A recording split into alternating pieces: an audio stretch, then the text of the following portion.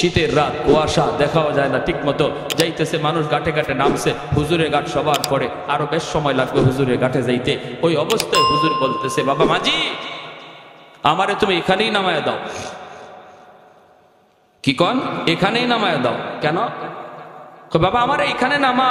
হুজুর এটা তো আপনার ঘাট না, এখানে যদি আপনি নামেন তাহলে আপনাকে বিশাল বড় একটা হাওর পায়ে হেঁটে যাওয়া লাগবে, আর এত রাত, প্রচন্ড কুয়াশা, কিছু দেখা যায় না। হুজুর কেন আপনি এই কাজ করবেন?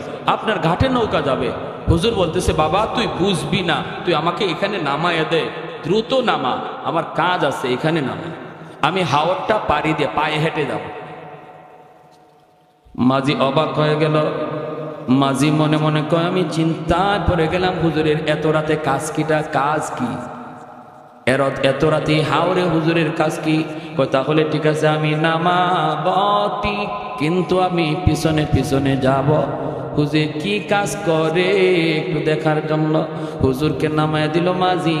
পিছনে পিছনে মাঝিও নামলো। হুজুরে দেখেন নাই, মাঝি দেখতেছে, কয় আমি দেখলাম হুজুর সামনের দিকে হাঁটতেছেন, প্রচন্ড কুয়াশা, ভালো করে দেখাও যায় না, আমাকে হুজুর দেখেন না, পিছনে আমি হুজুর খেয়াল করেন নাই, আমি একটু দূরে অবস্থান করতেছিলাম, আমি তো ঝাপসা ঝাপসা হুজুরকে দেখতেছি, যাইতেছেন, একটু পরেই তাকায় দেখি নামাইলাম আমি একজন, কিন্তু কিছুক্ষণ পরে দেখি হুজুরের ডানে বামে সামনে পিছনে শত শত মানুষের আওয়াজ। আমি অবাক হয়ে গেলাম, অবাক, ভয় পেয়ে গেলাম। নামাইলাম আমি একজন মানুষ, কিন্তু ওনার ডানে বামে এত মানুষের আওয়াজ, এরা কারা, এরা কারা, এদের পরিচয় কি? পিছনে পিছনে আমি যাইতেছি, হুজুর ওদের সাথে কথা বলতেছেন, আর ওরা হুজুরকে, একজন মন্ত্রী মিনিস্টার যেভাবে হাঁটি এইভাবে হুজুরকে সামন দিক দিয়ে রাস্তা দেখে দেখে নিয়ে যাইতেছে। বাড়ি পর্যন্ত যাওয়া মাত্রই আমি দেখলাম লোকগুলা আর কেউ নাই, সবাই অদৃশ্য হয়ে গেল। হুজুর ঘরের ভিতরে ঢুকবেন, আমি যাই সালাম দিয়ে দিলাম, আসসালামু আলাইকুম ওয়া রাহমাতুল্লাহ। হুজুর আমাকে দেখে বলতেছেন, বাবা তুমি এখানে কেমন করে? হুজুর আমি তো আপনার পিছনে পিছনে আসছি। কেন আসছো? কি জন্য আসছো? কি দেখছো? কি দেখছ? কয় হুজুর আমি যা দেখছি আমার ভিতরে পানি নাই, কলিজায় পানি নাই, আমি তো প্রচন্ড ভয় পাইছি হুজুর। হুজুর আগে বলুন এরা কারা? আমি নামাইলাম আপনাকে একা, কিন্তু এত মানুষ, এরা কারা, কি এদের পরিচয়? এবার হুজুর বলতেছে, বাবা আমি বলতে পারি তোর কাছে এক শর্তে, বাবা আমার জীবদ্দশায় কারো কাছে কিছু বলবা না, কারো কাছে কিছু বলবা না। সে বলতেছে, ঠিক আছে হুজুর আমি বলবো না। খাঁটি আল্লাহওয়ালারা তাদের নিজেদের কারামত কারো কাছে বলে না, কেউ দেখলে সেটা বলতেও নিষেধ করে, ঠিক কিনা জোরে বলেন? আর ভেজাল যত জায়গায় আছে খালি সাইনবোর্ড আর অ্যাডভার্টাইজ, ভেজাল যত আছে, আশিক রসুল, মাহবুবে খুদা, গাউসে হামদানি, কুতুবে রব্বানি, সারাসুল্লি সুলকানি, নাম আর খুঁজে পাওয়া যায় না। নাম কই গেল? লকবার উপাধি পড়তে পড়তেই শেষ, ঠিক কিনা? এক লোক ময়মনসিং গেছে, আসার পথে প্রচন্ড কুয়াশা, এরকম বন্ড ফিসাব, ড্রাইভাররা কয় থাম, সামনে দেখোস না কিছুই দেখা যায় না? ওখানে দেখ একটা বোর্ডিং দেখা যায়, সিট আছে কিনা একটু দেখ। তো ড্রাইভার গেছে, গিয়া বোর্ডিং ম্যানেজার রেখায়, স্যার রাত বাজে প্রায় 3টা 2টা, বলতেছে স্যার আপনাদের হোটেলে কোনো সিট আছে? কয় সিট তো আছে, থাকবো কেটা? থাকবো কে? থাকবে আশিক রসুল, মাহবুবে খুদা, গাউসে হামদানি, কুতুবে রব্বানি, সারাসুল্লি সুলকানি, কইতে কইতে 16টা টাইটা। ম্যানেজারে কয় ধর্মে ভাগো, সিট নাই। ম্যানেজারে ভাবছে 16টা সিট লাগবে। নাম যখন 16টা কইছে, ম্যানেজারে ভাবছে সিট লাগবে কয়টা? 16টা। কয় সিট নাই, সিট নাই ভাই, যান যান। আর কয় হুজুর সিট নাই। হুজুরে কয় সিট না হইলে কেমনি যাবি? যাওয়ার তো কোনো উপায় নাই। হোটেলের বারান্দায় গামছা বিছা, চাদর বিছায় রাত কাটা, হোটেলের বারান্দার মধ্যে চাদর বিছায় ঘুমাই রইছে। ফজরের সময় ম্যানেজার উঠছে, ওইটা দেখে এত মোটা এক হুজুর গড়াগড়ি করে শীতের মধ্যে কনকনে কাঁপে। কয়েক বেড়া ঘটনা কি? এখানে হুজুরে নিয়ে এরকম করো? কয় তুই হুজুরে নিয়ে এখানে কি করো? তুই আমার কাছে ভিতরে সিট চাইলে না? আমি তো আপনার কাছে সিট চাইছি। কয়েক বেটা তুই তো সিট চাইলে 16টা, তাই বললে কি আমার কাছে 2টা সিটও নাই? এখন হুজুরে উঠছে, উঠতে কয় রে এই টাইটেলে আমার দুনিয়াতেও সিট দিল না, মরণের পরেও সিট দিত না, ঠিক না? এই টাইটেলে দুনিয়াতেই সিট দিছে না, মরার পরেও সিট দিবে। এজন্য খাঁটি আল্লাহওয়ালা চেনার উপায় হলো তারা সহজ সরল সাদা সিধা, এত অ্যাডভার্টাইজও নাই, এত গাওয়াগাওয়িও নাই, হ্যাঁ, এত লৌকিকতাও নাই। শামসুল হক ফরিদপুরি রহমতুল্লাহি আলাইহি ওই মাজিরে বলতেছেন, আমি বলতে পারি তোকে, শর্ত হলো আমার জীবদ্দশায় কারো কাছে এই কথা বলবা না। বলেন হুজুর? বাবা আমি যখন নৌকায় ছিলাম, এই নৌকায় থাকা অবস্থায় এই এলাকার জিন্নাতের সর্দার আমার কানে কানে আইসা সালাম দিয়া কয়, হুজুর আমরা আজ অনেক দিন যাবৎ আপনার অপেক্ষায়, আমাদের ভিতরে অনেক সমস্যা চলতেছে, কেউ কারো কথা মানে না, এমন দ্বন্দ্ব খুনাখুনি হওয়ার সম্ভাবনা আছে। এক পর্যায়ে আমরা সবাই একমত হয়েছি যতগুলি সমস্যা আছে সবগুলির সমাধান আপনার কাছ থেকে নিব, আপনি যা বলবেন আমরা সবাই মাথা পেতে মেনে নিব, কেউ আর আমরা কোনো ধরনের বিরোধিতা করব না। হুজুর একটু দয়া করে যদি এই জায়গায় নামতেন, পায়ে হেঁটে যদি বাড়িতে যাইতেন, হাওরটা আমরা পাহারা দিয়া দিয়া আপনাকে বাড়ি পর্যন্ত পৌঁছায় দিব, আর মাঝখানে আমাদের যত যা কিছু জানার প্রয়োজন সব আমরা জেনে নিব। আল্লাহু আকবার। मैं तालिब मौला हूँ मेरे इश्क़ निराला,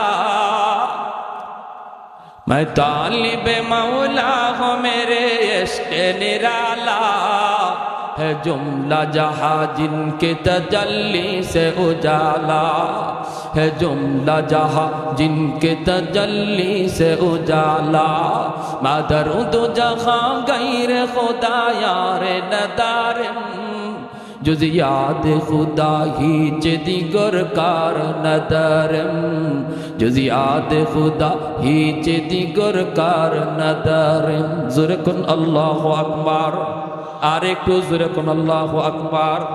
তাহলে আল্লাহর নবী বলেছেন উলামায়ে কেরামকে মানব দানব পশু পাখি সবাই শ্রদ্ধা করে, কারণ হলো ওরা জানে উলামায়ে কেরামের উসিলায় আল্লাহ সবাইরে খাওয়াইতেছে। ঠিক কিনা? ঠিক কিনা? আমার আপনারও আল্লাহ খাওয়ায় মাদ্রাসার উসিলায়, ঠিক কিনা? আমি মাদ্রাসা দান করলেও মাদ্রাসা চলবে, না করলেও মাদ্রাসা চলবে, বাকি মাদ্রাসায় আমি দান কইরা মাদ্রাসা টিকায় রাখছি, বিষয়টা এমন নয়, বরং মাদ্রাসায় উসিলায় আল্লাহ আমাকে টিকায় রাখছে। ঠিক কিনা রে ভাই? আমাদের সিলেটের বহুত বড় একজন আল্লাহর ওয়ালি, নাম হলো শাইখ কাতিয়া রহমতুল্লাহি আলাইহি, কুতবুল আলম শাইখুল ইসলাম হুসাইন আহমদ মাদানী রহমতুল্লাহি আলাইহির সুযোগ্য শাগরেদ। হুজুর এরকম যেভাবে গেছেন, যেখানে গেছেন সেখানেই মাদ্রাসা তৈরি করেছেন, কারণ উনারা দেখতেন, উনারা জানতেন আসমানের কুটি হলো মাদ্রাসা, আসমানের খাম্বা হলো মাদ্রাসা, মাদ্রাসা যেখানে হবে এখানে রহমত থাকবেই থাকবে। যেদিকে গেছেন ওই দিকেই মাদ্রাসা তৈরি করেছেন। এজন্য বিদাতীদের দল, ভণ্ডদের দল হুজুরকে হত্যা করার জন্য ওরা ষড়যন্ত্র করে। ওই মৌলবীর কারণে তো আমরা গান বাজনা করতে পারি না, আমরা এক্সিবিশন করতে পারি না, যাত্রার প্যান্ডেল করতে পারি না। এই মৌলবীর হত্যা করা ছাড়া কোনো উপায় নাই, উপায় নাই। আল্লাহর ওলির কাছে একবার ডাকাতের দল ভরা মৌসুম, আপনারা জানেন সিলেট এলাকাতে অনেক বেশি বন্যা হয়। একবার এরকম বন্যা হয়েছে, বন্যার ভিতরেই মাদ্রাসায় ডাকাতের দল নৌকা নিয়ে মাদ্রাসায় হাজির হয়েছে। হুজুরের কাছে আইসা বলতেছে, হযরত আমাদের এলাকার 2 গ্রামের ভিতরে প্রচন্ড ঝগড়া, যে কোনো সময় কোনাকুনি হয়ে যেতে পারে, আপনি যদি না যান তাহলে মানুষ কতজন খুন হবে এর হিসাব নাই। সবাই এক বাক্যে মেনে নিয়েছে, আপনি যেই সমাধান দিবেন এই সমাধান সবাই মেনে নিবে। ভাটি এলাকার মানুষগুলা হুজুরকে এইভাবেই মানত, এইভাবেই শ্রদ্ধা করত। হুজুর যেই জায়গায় যে হাজির, প্রচন্ড মারামারির ভিতরে মার থেমে যেত, চতুর্দিকে উপরের দিকে এরকম ভাবে ফায়ারিং হচ্ছে, কিন্তু আল্লাহর ওলি মাঝখানে যে যদি দাঁড়াইতেন, সাথে সাথে দোনো পক্ষের রাগ গুসা পানি হয়ে যাইত। আল্লাহু আকবার। এত বড় হুজুর, এত বড় আল্লাহর ওলি ছিলেন। হুজুরে বলতেছেন, ঠিক আছে বাবা, তাহলে আর দেরি নাই, আর দেরি নাই, তাড়াতাড়ি চলো, দেরি নাই, তাড়াতাড়ি চলো, আমাকে নিয়ে চলো। এই বইলা আল্লাহর ওলি তিনি উঠলেন নৌকায়, নৌকায় উঠে গেলেন। জানাজানি নাই, কাউকে বলাও নাই, উঠে গেলেন। কারণ আল্লাহর ওলিরা তারা সর্বদা মনে করতেন মুসলমান কখনো মিথ্যা কথা বলতে পারে কিছু, যে আগে যায় বলতো তার কথাই বিশ্বাস করতেন। পরে যদি একজনে যায় বলতো হুজুর ও তো আপনার কাছে মিথ্যা কথা বলছে, তখনই ধমক দিতেন, মুসলমান আবার মিথ্যা বলে নাকি? সুবহানাল্লাহ, জোরে কর না। যে মুসলমান আবার মিথ্যা বলে নাকি? আগের জনে আপনারে মিথ্যা বলছে এই কথাটা বুঝানোই যেত না। কি বুঝলেন? আমরাও মুসলমান, তারাও তো মুসলমান, ঠিক না? উনি নৌকা উঠছেন, নৌকা উঠতে ডাকাতরা লয়ে যাইতেছে হাওর এলাকায়, সিলেটের হাওর এলাকায়। অসুবিধা দিতেছে আপনাদের ভাই? অসুবিধা দিতেছে? শীত, এই যে কুয়াশার পানি পড়তেছে, কিন্তু কষ্ট হইতেছে আপনাদের। এখন হাওরের মাঝামাঝি গেছে, একদম হাওরের মাঝামাঝি। হুজুর বলতেছে, কি রে বাবা, ওই গ্রাম তো এত দূর হওয়ার কথা না, তোমরা আমারে কোথায় নিয়ে যাচ্ছ? না হুজুর, এই যে চলে আসছে, আর অল্প সময়। মূলত ওদের টার্গেট হলো একদম হাওরের মাঝামাঝি নিয়ে হুজুরকে একদম জবাই করবে, জবাই করে হাওরে ফেলাই দিবে। হাওরের মাঝামাঝি নেওয়ার পরে ডাকাতরা তাদের চেহারা পাল্টায় ফেললো। কাছে আইসা কয়, মৌলবী প্রস্তুত হয়ে যাও, আমাদের দীর্ঘদিনের চেষ্টা, তোমারে খুন করব। তোমার কারণে আমরা গান বাজনা যাত্রা প্যান্ডেল কিছুই করতে পারি না। খালি যাবাই যাও, এবার যাই তুমি মাদ্রাসা যেখানে যাও সেখানে গান বন্ধ করে ফেলো, ঠিক আছে? আজকে তোমার জীবনের শেষ দিন, তুমি প্রস্তুত নাও। আল্লাহর ওলি বলেন, আমাকে একটু সুযোগ দিবানি 2 রাকাত নামাজ পড়ার? কয়, কোনো অসুবিধা নাই, শেষ জীবনের শেষ নামাজ পড়তে চাও, নামাজ পড়ে নাও। আল্লাহর ওলি 2 রাকাত নামাজে দাঁড়াইলেন নৌকার ভিতরে। যেই মাত্র নামাজে দাঁড়াইলেন, সাথে সাথে প্রচন্ড ঝড় তুফান শুরু হয়ে গেল। এমন তুফান, এমন ঝড়, মুহূর্তের ভিতরে আকাশের রং চেঞ্জ। আল্লাহর ওলি এখনো নামাজে সালাম ফিরান নাই। এমন ঝড়, নৌকা ডুবে যাবে। আর এটা এমন এক হাওর, সুনামগঞ্জের ভাটি এলাকার হাওর। এই হাওরে যদি নৌকা ডুবে, হুজুর তো মরবেন, মরছেন, কিন্তু ডাকাইত একটাও বাঁচবে না। এখন ডাকাতের দলগুলি কয়, তাড়াতাড়ি নৌকা সামাল দেওয়া, আগে মৌলবীরে আগ পরে মারবো, আগে নৌকা সামাল দিয়ে নিজের জান বাঁচাও। ওরা তুফান আর ঝড়ের কবল থেকে নিজেকে বাঁচানোর জন্য নৌকা সামাল দিতে লাগলো, নৌকা সামাল দিতে লাগলো। আল্লাহর ওলি তিনি তো নামাজে নামাজে, খবর নাই এইদিকে এত ঝড় বয়া যাইতেছে। কারণ খাঁটি আল্লাহওয়ালারা যখন নামাজে দাঁড়ায়, দুনিয়ার কোনো হুঁশ থাকে, কোনো খবর থাকে না, কোনো খবর থাকে না। ভাইরে, উনিও নামাজ শেষ করছেন, আর নৌকাও যাইয়া দেখা গেল একটা ঘাটে লাগলো। এত বড় হাওর থেকে কেমনে ঘাটের মধ্যে আসলো? ঘাটে লাগছে তো লাগছে, যে ঘাটে যায় লাগছে এটাও সুনামগঞ্জের থানার ঘাট, পুলিশ পাহারায় নিয়োজিত।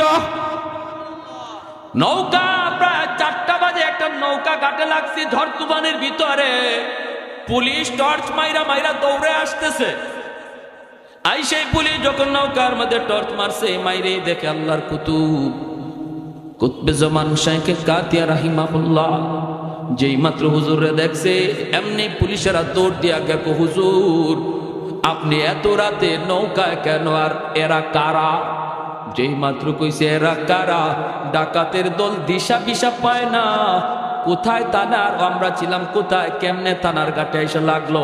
হায় আমরা কার বিরুদ্ধে লাগছিলাম? হুজুরের পায়ে পইরা পা ধইরা মাপ চাওয়ার কো, হুজুর জীবনের জন্য তওবা করলাম, গুনাহ তো সারছি, আজীবন আপনার খাদেম হইয়া থাকবো, আমাদেরকে আজকের মতো বাঁচান। যেই পুলিশেরা কই, হুজুর এরা কারা, আপনার পা ধরতেছে? হুজুরে বলতেছেন, না কোনো অসুবিধা নাই, এরা সব আমার খাদেম, নৌকা ভুল করে এখানে চলে আসছে, একটা অন্যায় করছে তাই মাপ চাইতেছে। আল্লাহু আকবার। পুলিশদের কাছে পরিচয় দেন নাই ওরা যে ডাকাত।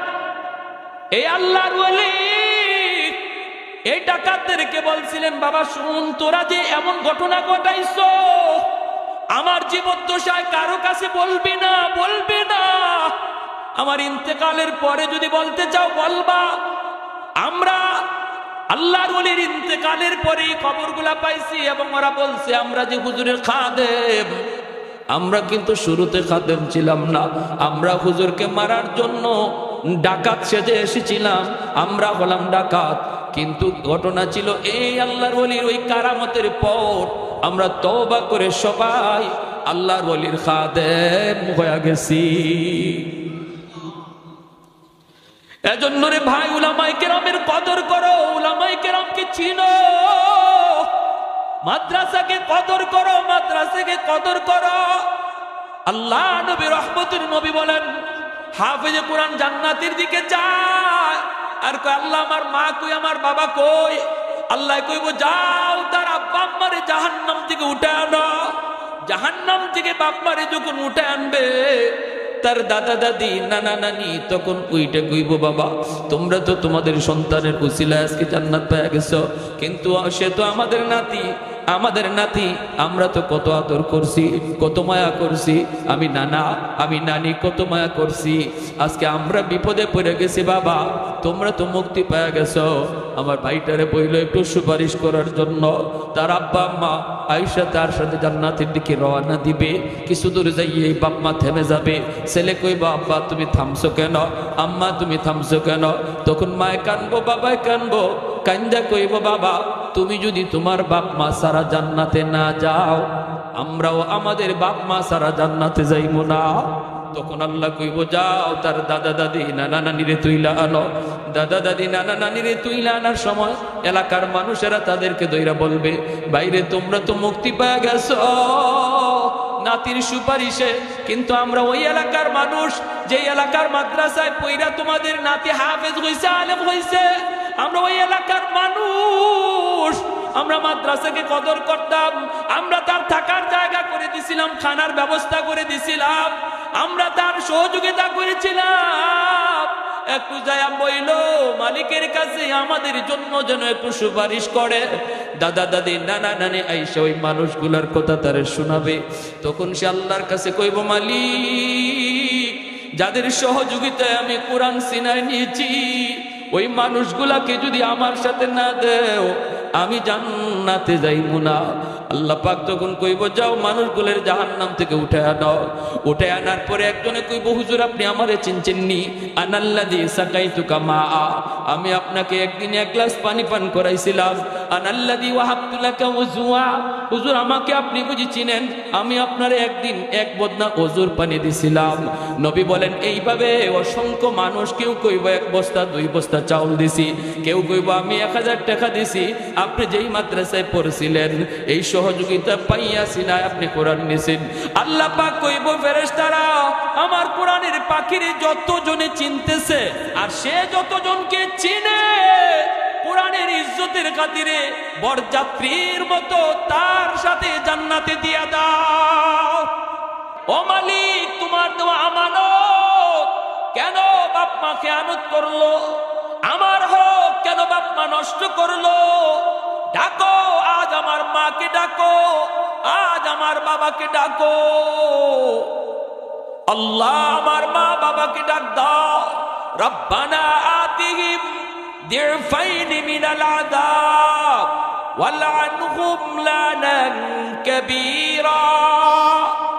কইব আল্লাহ আজ আমি জাহান্নামী হলাম, আমার বাপ মার ভুল সিদ্ধান্তের কারণে আজ আমি জাহান্নামী হয়েছি। আমি আজকে জাহান্নামের আগুনে যেই পরিমাণ শাস্তি ভোগ করব, আমার মা বাবাকে ডাবল শাস্তি দাও, ডাবল শাস্তি দাও। সন্তান আল্লাহর দরবারে বাপ মার বিরুদ্ধে মামলা দিবে। দুনিয়ার বহু বাপ মা সন্তানের মামলায় আল্লাহর আদালতে আসামির কাঠগড়ায় দাঁড়াবে। নাউজুবিল্লাহ, জোরে কও। কি শিখাবো, কি পড়াবো, কি দেখাবো? মায়ার নবী দয়ার নবী বলেন, কুল্লু মাউলুদিন ইউলাদু আলাল ফিতরা ফাআবাওয়াহু ইউহাব্বিদানিহি আও ইউনাসসিরানিহি আও ইউমাজ্জিসানিহি। আল্লাহ নবী বলেন সমস্ত সন্তান দুনিয়াতে আগমন করে আল্লাহর পরিচয় লইয়া রে যুবক। হিন্দুর সন্তানটাও দুনিয়াতে আগমন করে এক আল্লাহর পরিচয় নিয়া, ইহুদির বাচ্চাটাও দুনিয়াতে আগমন করে এক আল্লাহর পরিচয় নিয়া, খ্রিস্টানের সন্তান সেও দুনিয়াতে আগমন করে এক আল্লাহর পরিচয় নিয়া। সমস্ত সন্তান দুনিয়াতে যখন আগমন হয় শুধু আল্লাহর পরিচয় নিয়েই নয়, বরং সে আল্লাহর ওলি হইয়া দুনিয়াতে আগমন করে। মায়ার নবী দয়ার নবী বলেন ফাআবাওয়াহু ইউহাব্বিদানিহি আও ইউনাসসিরানিহি আও ইউমাজ্জিসানিহি। নবীজি বলেন এরপরে তার বাপ মা তারে ইহুদি বানায়, বাপ মা তারে নাসারা বানায়, বাপ মা তারে মুশরিক বানায়, বাপ মা তারে বেনামাজি বানায়, বাপ মা তারে সুদখোর ঘুষখোর গাঞ্জাখোর বানায়, বাপ মা তারে বেপথে বেলাইনে নিয়ে যায়। তার জীবনের টার্গেট ছিল আল্লাহর ওলি হইয়া কবরে যাওয়া। দুনিয়ায় এসেছে আল্লাহর ওলি হইয়া, কবরও সে যাবে আল্লাহর ওলি হইয়া। মাঝখানে তারে ভিন্ন পথে চালাইল কে? ভিন্ন পথে নিয়ে গেল কে? আল্লাহ নবী বলেন তার এক নাম্বার দায়ী মা, এক নাম্বার দায়ী হলো বাবা। আর ভিন্ন পথে চলে যাওয়ার জন্য যেই সমস্ত মানুষগুলি আল্লাহর আদালতে আসামির কাঠগড়ায় দাঁড়াবে, নবী বলেন সবার আগে থাকবে বাপ মা। ওই বাপ মাকে আল্লাহ পাক রব্বুল আলামিন জিজ্ঞেস করবে, বাবার চেয়ে মাকে আল্লাহ বেশি জিজ্ঞেস করবে। মা সন্তান মাকে বেশি টাইম পায়, গর্বেও ছিল মার কাছে, দুধও খাইছে তখনও মায়ের সাথে। ছোট্ট বয়স বাবা বাহিরে থাকে, মাকে সন্তান বেশি টাইম পায়, এজন্য মার জবাবদিহিতা বাবার চেয়ে বেশি হবে। মার জবাবদিহিতা আল্লাহর কাছে মায়ের বাবার চেয়ে বেশি হবে। কারণ মায়ার নবী বলেন আল মারআতু রাইয়াতুন আলা বাইতি যাওজিহা ওয়া ওয়ালাদিহি। নবীজি বলেন সমস্ত মহিলারা স্বামীর ঘরের মালামালের হেফাজতের জবাব আল্লাহর কাছে দিবে। আরেকটা জবাব দিবে ওয়া ওয়ালাদিহি, তার সন্তানের ব্যাপারে জবাব দিবে মা। বাবার চেয়ে মায়ের জবাবদিহিতা বেশি হবে, কারণ মাকে সন্তান বেশি টাইম পায়। মার আসরটাও সন্তানের উপরে যায় বেশি পড়ে। মা যদি দিনদার হয় সন্তানও দিনদার হয়, মা যদি নামাজি হয় সন্তান নামাজি হয়, মা যদি কোরআন তেলাওয়াত বেশি বেশি করে সন্তান হাফেজে কোরআন হয়, মা যদি সন্তান পেটে নিয়ে বেশি বেশি টক খায় সন্তান বড় হয়ে টক প্রিয় হয়, মা সন্তান পেটে নিয়ে যদি বেশি বেশি মিষ্টি খায় সন্তান বড় হয়ে মিষ্টি প্রিয় হয়, মা সন্তান পেটে নিয়ে যদি বেশি বেশি করে কোরআন তেলাওয়াত শুনে এই সন্তান বড় হওয়ার পর হাফেজে কোরআন হয়। পেটে সন্তান নিয়ে মা যদি বেশি বেশি গান শুনে এই সন্তান বড় হয়ে গানের মাস্টার হয়। মা সন্তান পেটে নিয়ে যদি পর্দার ভিতরে চলে সন্তান যেখনি হয়, মেধাবী হয়, জ্ঞানী হয়। আর মা সন্তান পেটে নিয়ে যদি বেপরদায় ঘুরে এই সন্তানের ব্রেইন ঢিলা হয়, বোকা হয়, প্রতিবন্ধী হয়। এটা অভিজ্ঞরা অভিজ্ঞতার আলোকে বলেছেন। এজন্য বাইরা মনে রাখবি যুবক, সবার আগে যদি একটা সুন্দর সন্তান চাও, নেককার একটা ছেলে যাও, আগে মা, ভালো একটা মা তোমাকে তালাশ করতে হবে। পর্দানিশীন একজন মহিলা, একজন স্ত্রী তোমাকে খুঁজতে হবে। কোরআন তেলাওয়াতকারিনী একজন মা তার জন্য আনতে হবে। মা যদি ভালো হয় সন্তান ভালো হয়। দেখবেন মা নামাজে দাঁড়াইলে ছোট্ট শিশুটাও মায়ের সাথে নামাজে দাঁড়ায়, ঠিক কিনা? মা তাসবিহ পড়ে, মা রুকু করে সিজদা করে, ছোট্ট শিশুটাও রুকু করে সিজদা করে। মা তাসবিহ পড়ে, টুট নড়ে, শিশু বাচ্চাটাও তাসবিহ পড়ে। তো কিসের তাসবিহ? তাসবিহ তো পড়ে না, তাসবিহ তো পড়ে না, মার টুট নড়ে, এজন্য বাচ্চাটাও টুট নাড়ায়। জোরে বলি সুবহানাল্লাহ, আর একটু জোরে কোন সুবহানাল্লাহ। এজন্য ভাইরা মনে রাখবারে আল্লাহর বান্দা, সন্তানের ব্যাপারে আল্লাহর দরবারে বাপ মার জবাবদিহিতা হবে সবার আগে।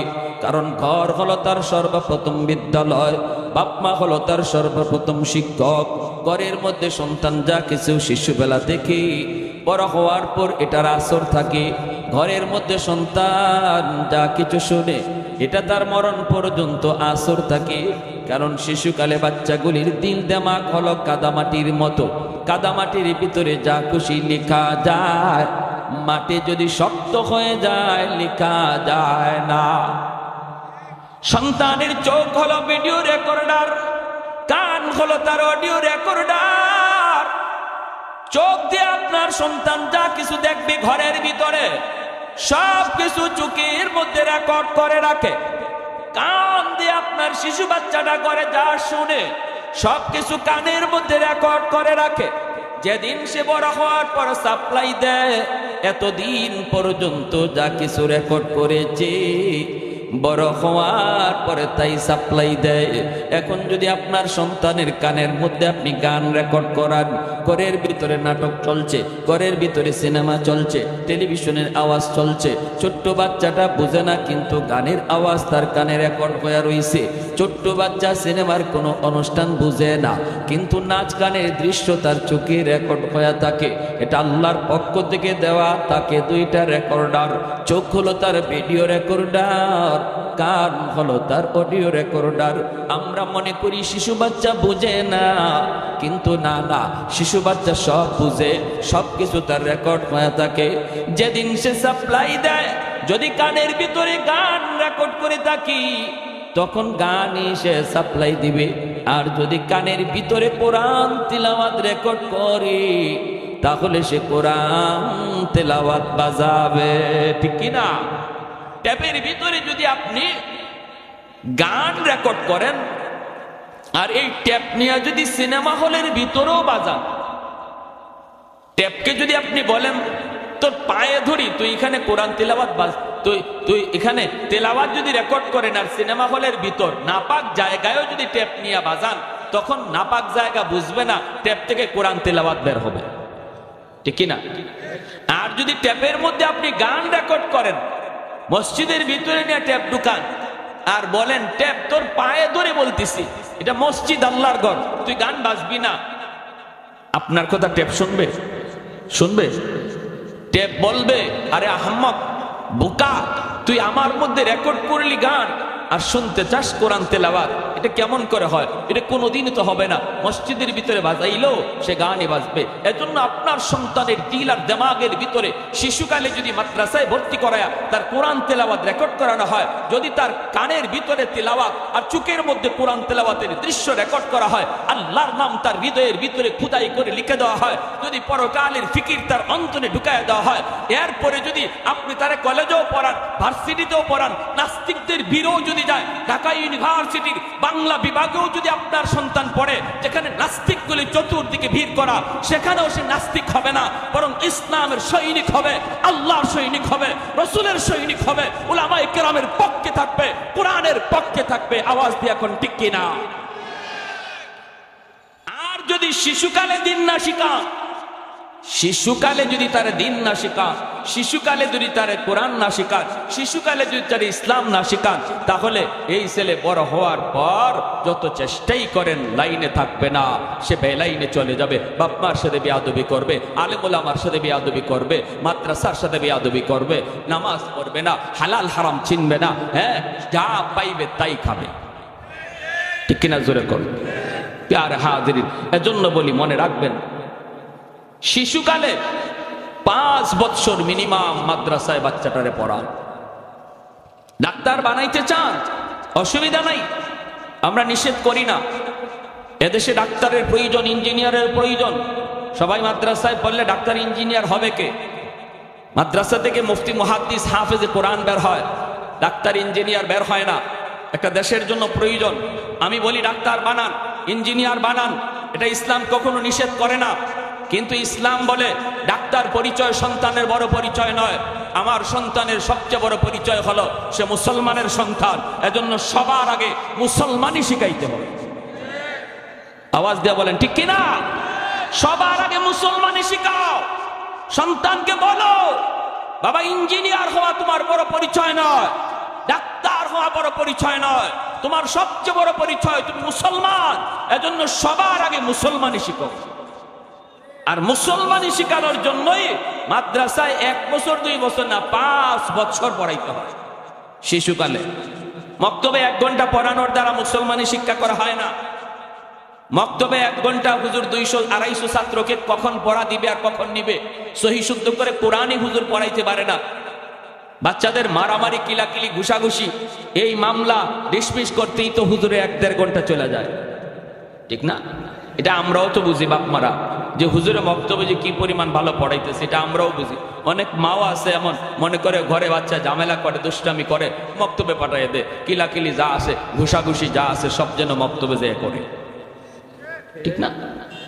তো এই জন্য মক্তবে পড়ানোর দ্বারা বাপ মা জিম্মাদারি আদায় হয় না, সন্তানের হক আদায় হয় না, সন্তান মুসলমানি শিখতে পারে না। 5 বছর মাদ্রাসায় পড়াইতে হবে শিশুকালে, নুরানি মাদ্রাসায়। আর আলহামদুলিল্লাহ এখন মাদ্রাসাগুলিতে 5 বছর শিশুকালের, এই যে শিশুকালের 5 বছর 1 থেকে 5 পর্যন্ত মাদ্রাসায়ও স্কুলের সমমানের অঙ্ক ইংরেজি সিলেবাস রাখা হয়েছে। স্কুলে যে অঙ্ক ইংরেজি পড়ানো হয় মাদ্রাসায় একই অঙ্ক ইংরেজি পড়ানো হয়।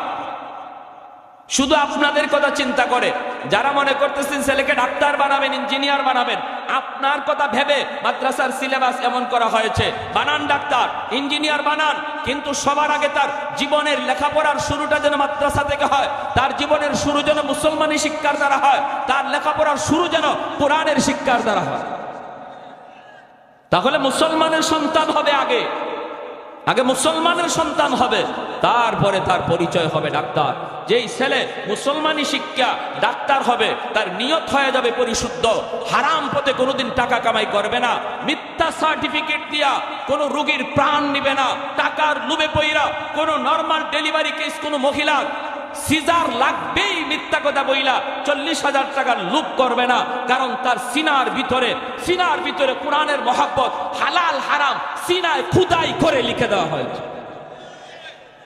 সমাজে এমন ডাক্তারও আসেনি না নাই? নরমাল ডেলিভারি হবে এটা ডাক্তার ভালো করে জানে, এরপরেও বিল বেশি আসবে না যদি সিজার করা না হয়। তাই ডাক্তার রিপোর্ট দেয় সিজার করতেই হবে, না করলে বাচ্চাও মারা যাবে, মাও মারা যাবে।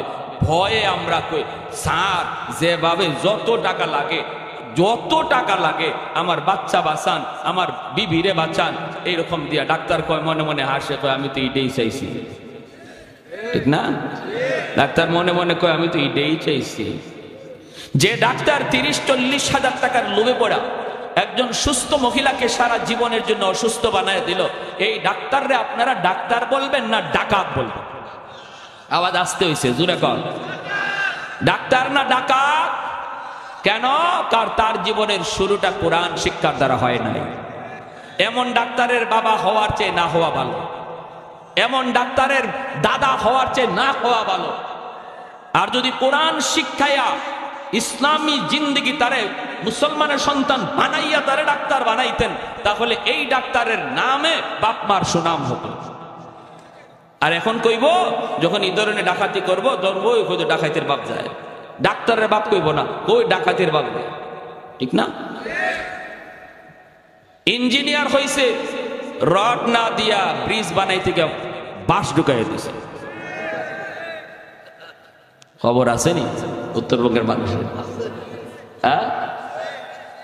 আচ্ছা, এখন বাঁশ ঢুকাইছে, মানুষ মরছে, ইঞ্জিনিয়ার কয়তো আমার কি হয়েছে, আমার দরকার ছিল টাকা, ঠিক না? আমার দরকার ছিল টাকা, আমি টাকা পেয়ে গেছি, মানুষ মরুক তো মরুক। যে ইঞ্জিনিয়ারের কাছে টাকার দাম আছে, মানুষের জীবনের দাম নাই, এরও আপনারা মানুষ বলবেন? মানুষ বলবেন? এই কথা আল্লাহ পবিত্র কোরআনে সূরাতুর রহমানে বলেছেন, আর রহমান আল্লামাল কোরআন খালাকাল ইনসান।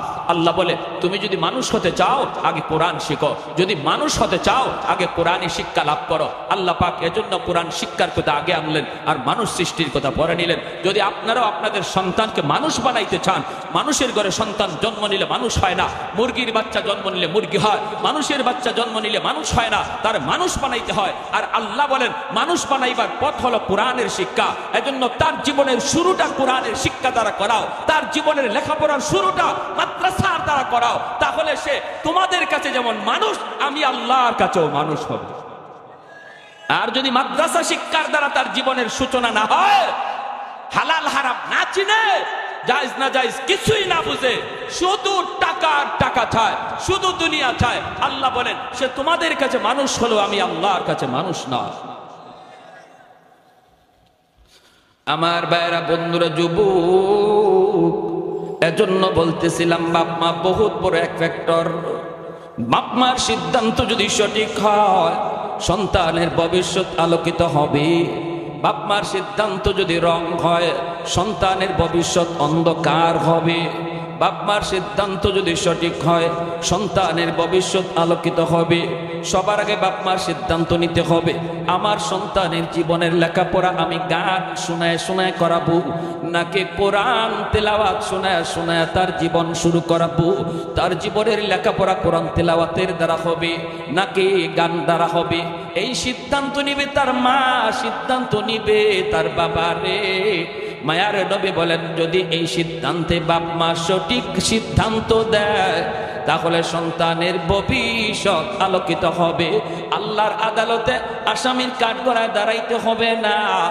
আর যদি সিদ্ধান্ত রং হয়, তাহলে সন্তান পথভ্রষ্ট হবে, সন্তানের ভবিষ্যৎ অন্ধকার হবে। কিয়ামতের ময়দানে আল্লাহর দরবারে এই সন্তানের মামলায় বাপ মা আসামি হওয়া লাগবে। কিয়ামতের ময়দানে বহু বাপ মা সন্তানের মামলায় আটকা পড়ে যাবে। তার নামাজ, তার রোজা, তার হজ, তার জিন্দগির ব্যক্তিগত আমল বড় ভালো ছিল, কিন্তু সন্তানের হক আদায় না করার কারণে বহু বাপ মা আল্লাহর আদালতে কাঠগড়ায় দাঁড়ায় থাকবে, বাঁচবার কোনো পথ থাকবে না। ওই দিন কিন্তু সন্তান বিন্দু পরিমাণ মায়া করবে না। আল্লাহ বলবেন বান্দারে, নামাজ তোমার এক ওয়াক্ত কাজা হয়েছে, আমি আল্লাহ মাফ করে দিলাম। রোজা তোমার এক ওয়াক্ত কাজা হয়েছে, যাও, আমি আল্লাহ মাফ করে দিলাম, এটা আমার হক। কিন্তু সন্তানের হক তুমি নষ্ট করেছো, তারে আমি আল্লাহর পরিচয় শিখাও নাই, ইসলাম ধর্ম সম্পর্কে তারে জ্ঞান দাও নাই, না তারে মুসলমানি শিখাও নাই, যার জন্য আজকে সে জাহান্নামী। আমার আদালতে তোমার বিরুদ্ধে মামলা দায়ের করেছে, এই মামলার ব্যাপারে আমি আল্লাহ কিছু জানি না। যেভাবে পারো সন্তানের কাছ থেকে মামলা ডিসমিস করো। বাবা সন্তানের কাছে মাপ চায়, মা সন্তানের কাছে মাপ চায়, কিন্তু সন্তান ওই দিন মাপ দিবে না। হাসরের মাঠে সন্তান বাবাকে চিনবে না, বাবা সন্তানকে চিনবে না। যেই সন্তানের জন্য শরীরে রক্ত পানি করলাম, যেই সন্তানের জন্য রাতকে দিন বানাইলাম, এই সন্তান হাসরের মাঠে বাবার পরিচয় দিবে না, মার পরিচয় দেবে না।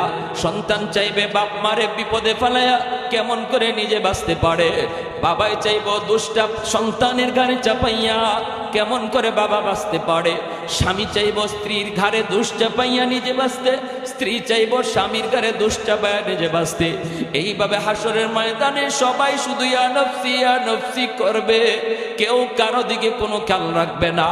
এমনকি নবীরা পর্যন্ত আব্বা আমার কোথায় এই কথা বলবে না। নবীরা পর্যন্ত মালিক আমার মা কোথায় এই কথা হাসরের মাঠে বলবে না। দুনিয়াতে কোনো মানুষ আল্লাহ আমার মা কই, বাপ কই হাসরের মাঠে বলবে না।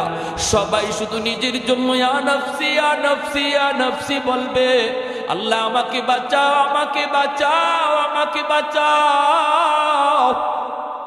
কে কার গারে দোষ চাপায়া বাঁচতে চায় এই ফিকির করবে হাসরের মাঠে।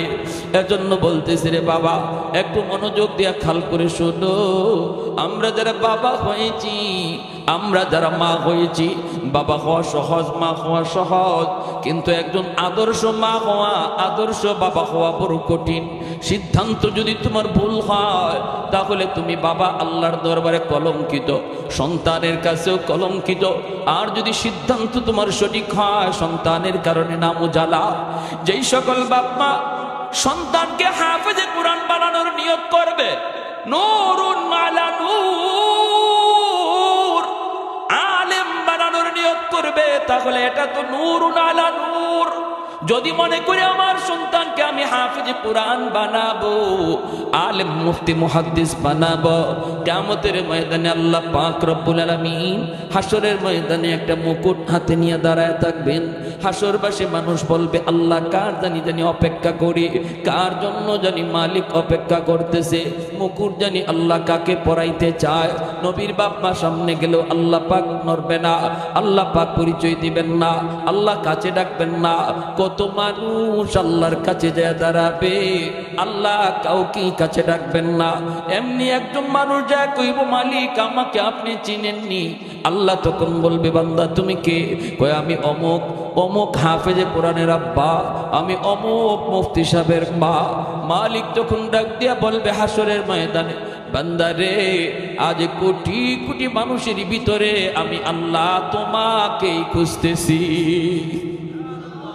মান করা আল কুরআন ওয়া আমিলা বিমা ফিহি উলবিসা ওয়ালিদাহু তাজান ইয়াউমাল কিয়ামা দাউহু আহসানু মিন দাউইশ শামস। মায়ার নবী, দয়ার নবী বলেন, দুনিয়াতে ওই হাফিজ কোরআনের মাথায় পাগড়ি পরাইল দুনিয়ার উস্তাদগণ, এলাকার মানুষগণ হাফিজ কোরআনের মাথায় পাগড়ি পরায় দিল। কিন্তু ওই দিন আল্লাহ পাকের কুদরতি নজর ছিল হাফিজ কোরআনের বাপ মার দিকে। যেরকম সুবহানাল্লাহ, মানুষ হাফিজের মাথায় পাগড়ি পরায় আর আল্লাহর নজর হাফিজের বাপ মার দিকে। সুবহানাল্লাহ জোরে কইতেন না? আর একটু জোরে কোন সুবহানাল্লাহ, আর একটু জোরে সুবহানাল্লাহ। আল্লাহু আকবার। লা জিদ্দা ওয়ালা নিদ্দা ওয়ালা হাদ্দা লিমাওলা, লা জিদ্দা ওয়ালা নিদ্দা ওয়ালা হাদ্দা লিমাওলা। আল আনা কামা কানা ওয়ালাম ইয়ালকা যাওয়ালা, আল আনা কামা কানা ওয়ালাম ইয়ালকা যাওয়ালা। লা মিসলা ওয়ালা সাওয়ারা মিসলা ওয়া নাযীরা। من قال سوى ذلك قد قال محالا، من قال سوى ذلك قد قال محالا. لا ولد ولا والد لا عم وخالا، لا شبه ولا مثل ولا كفو لمولا. জোরে সুরে বলি আল্লাহু আকবার। আর একটু জোরে মুসলমানের আওয়াজে আল্লাহু আকবার। আমাদের আওয়াজ যত উঁচু হবে, ইসলামের দুশমনদের আওয়াজ তত নিচু হবে। ঠিক কিনা জোরে বলেন। আজকে বলুন তো, বাংলার জমিনে নাস্তিক বেশি না ইমানদার বেশি? ইমানদার বেশি, নাস্তিক কম। এরপরও ইমানদাররা, ইমানদারদের সামনে নাস্তিকদের তো লাফালাফি। কারণ কি? একমাত্র কারণ আমাদের আওয়াজ ছোট হয়ে গেছে। ইমানদারের আওয়াজ ছোট হয়ে গেছে। ইসলামের হুকুম হলো আমরা জায়গা মতো নরম, আবার জায়গা মতো আমরা খুব বেশি গরম। আওয়াজ দিয়ে এখন ঠিক কিনা? পশ্চিমাদের চোখ পড়েছে কাবা গড়ের প্রান্তরে, ব্রিটিশ দালাল দল বেঁধেছে ধ্বংস করতে চায় কারে। পশ্চিমাদের চোখ পড়েছে কাবা গড়ের প্রান্তরে, ব্রিটিশ দালাল দল বেঁধেছে ধ্বংস করতে চায় কারে। আল্লাহ পাকের ঘর, তোর সাহস থাকলে ধর। হয় নাই, হয় নাই, আরো জোরে হয় নাই, ঠিক কিনা? আল্লাহ পাকের ঘর, তোর সাহস থাকলে ধর। দো জাহানের মালিক যিনি, পবিত্র কাবা।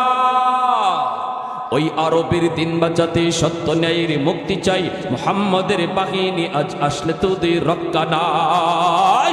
ওই আরবের দিন বাঁচাতে সত্য ন্যায়ের মুক্তি চাই, মুহাম্মাদের বাহিনী আজ আসলে তোদের রক্ষা নাই। পশ্চিমাদের চোখ পড়েছে কাবা গড়ের প্রান্তরে, ব্রিটিশ দালাল দল বেঁধেছে ধ্বংস করতে চায় কারে। আল্লাহ পাকের ঘর, তোর সাহস থাকলে ধর।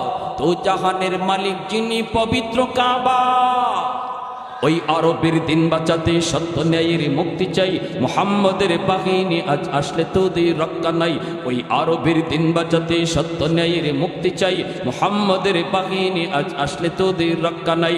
মুহাম্মাদুর রাসূলুল্লাহর বাহিনী আসেন।